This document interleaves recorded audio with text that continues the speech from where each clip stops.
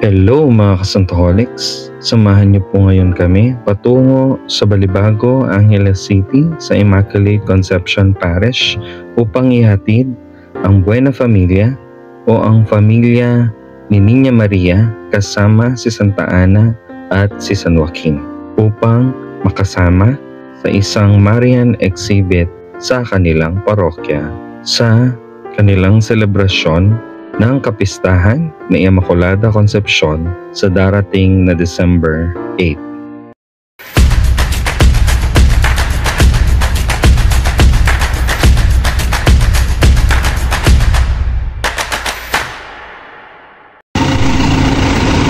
Hello mga kasantoholics! Nandito na po tayo sa Immaculada Concepcion, Immaculate Conception Parish, dito po sa Balibago, Angeles, Pampanga.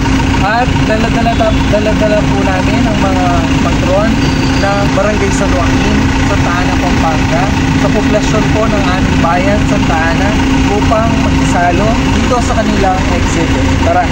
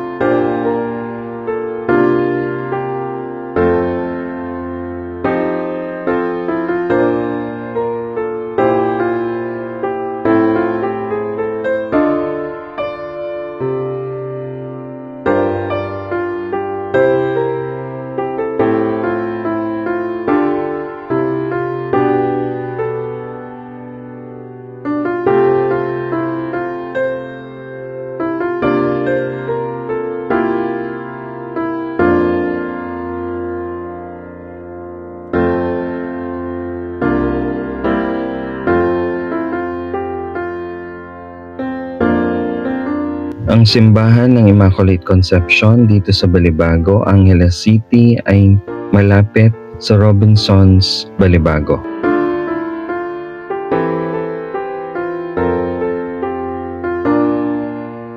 Sa retablo mayor ng simbahan ay pumapagitna ang crucifix at sa magkabilang side nito ay ang Immaculate Conception at ang imahe ni San Jose.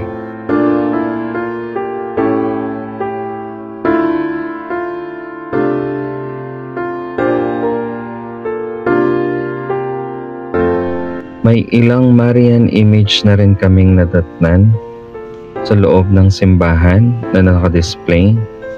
Isa na itong replika ng Virgen de los Remedios de Baliti at itong imahe ng Our Lady of the Assumption. Yung iba ay ginagayakan na din ang kanilang mga altar. Nadatnan din namin ang pagdating ng imahe ni San Jose at ang pagdating ng iba pang mga imahe na kasalo dito sa kanilang Marian exhibit.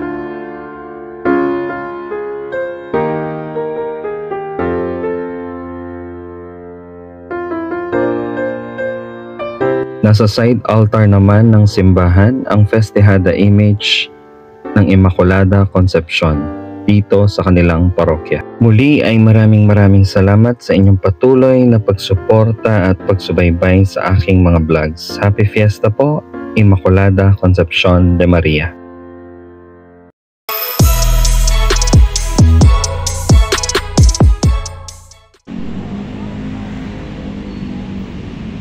Hello mga kasantoholics! Noong nakaraang November 26 ay naganap ang Red Wednesday. Ito ay para sa mga Kristiyanong napapersecute mula sa ibang mga bansa. Katulad sa ibang mga parokya, pagkatapos ng misa ay inilawan ng kulay pula ang harapan ng kani-kanilang mga simbahan, simbolo ng martyrdom para sa mga Kristiyanong pinapersecute na ipinaglalaban ang ating relihiyon mula sa iba't ibang mga bansa. Ating pong tunghayan ang mga kaganapan dito sa aming parokya, Santa Ana Parish, ng naganap na Red Wednesday.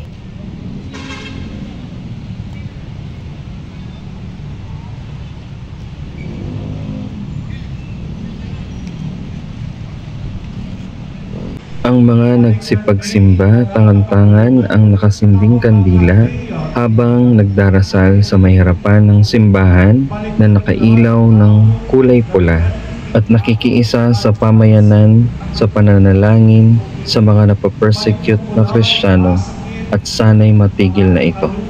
Diplologikan ng pamagpilipin.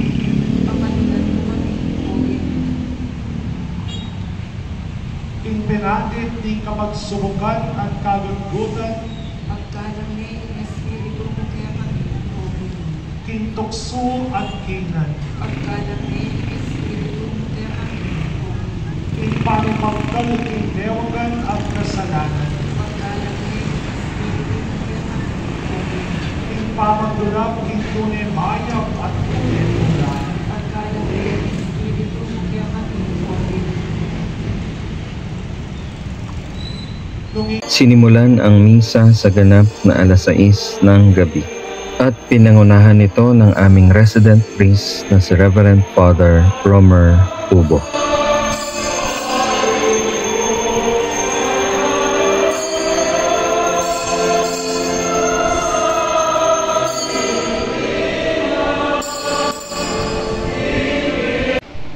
Ginoong Jesus, ikang ginagawa mo at ibunan mo na ang bansa, king kapayapan at kayayanan ng Diyos, Ginoong Panginoon. At bilang pakikiisa, ang lahat ay nagsipagsuot ng kasuotang kulay pula. Ang kapagasaksi ka rin pangako, itiharap ni Keno ang Diyos, king kapagkatanan ni Yesu Cristo na mo. At pagkatapos ng misa ay sinindihan na ang aming daladalang mga kandila at sinimulan ang prosesyon patungo sa may harapan ng simbahan. Ang prosesyon ay pinangungunahan ng mga seryales kasama ang estandarte ng patrona ng bayan na si Santa Ana. Kasunod ang imahe ni Santa Ana na kasama ang La Niña Maria.